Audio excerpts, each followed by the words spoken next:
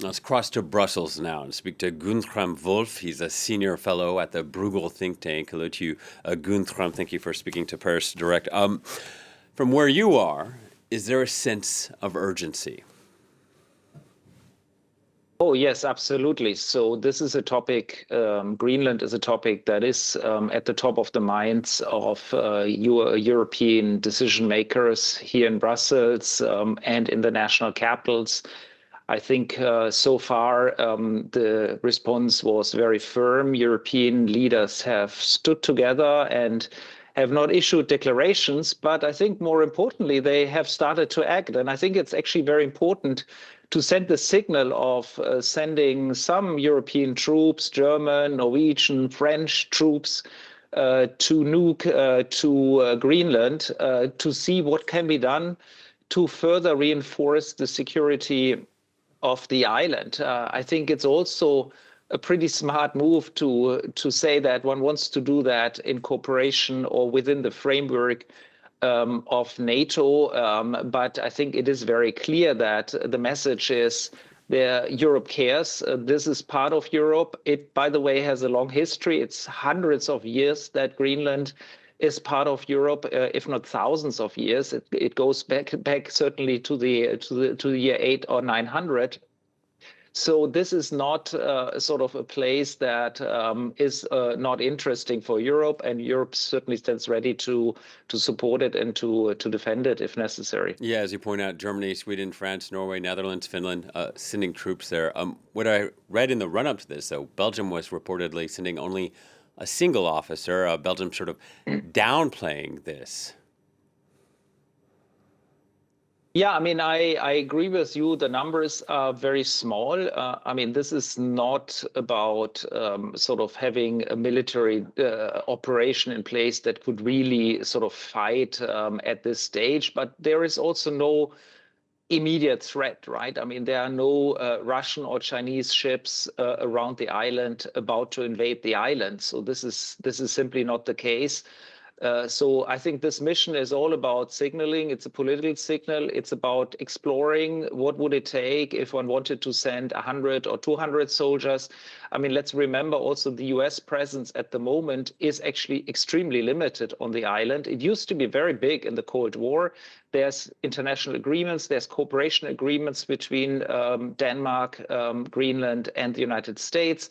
If the US thinks we need a much bigger presence to reinforce transatlantic security, I think there would be really great ways of finding a cooperative solution and increase again the US bases on the island. But at the moment, there is no immediate threat. And so Europe basically responds to the concern of the US president and, yes, is increasing its presence and is sending a signal to Russia. But it's also sending a signal, of course, to the US and to the domestic debate in the United States. And I think I'm actually very happy that several senators, several people in the United States, lawmakers, have made clear that one doesn't simply attack an ally and occupy a territory. One works with the ally together. That's the best way of reinforcing our cooperation. Yeah, and when we talk about Russia against Ukraine and how that upended the world order, what would it do to have a NATO member annex another NATO member? What impact would that be on the world order? Well, I personally think the risk to this NATO alliance is dramatic. So if the United States really was to invade Greenland and take over the island against the will of its democratically elected citizens, representatives, against the will of its ally, Denmark, this would essentially mean the end of NATO as we know it. And so yes, this would dramatically change the map. It would have repercussions for European security, and it would further reinforce the will in Europe to really make sure that we can defend ourselves on our own. I think Europe really has stepped up in the last years. And since you mentioned Ukraine, let's recall that by now it's really Europe that sustains and supports Ukraine. It's not anymore the United States. It's Europe defending the freedom of the Ukrainian people together with the glorious Ukrainian army. And when you read the statements coming out of Washington and the Trump administration, how do you boil down the U.S.'s interest in Greenland? Is it national security, American national security, or is this about mineral wealth? So it's not about national security, because if the United States wanted to have more troops presence, it could do so in the framework of the agreement that exists.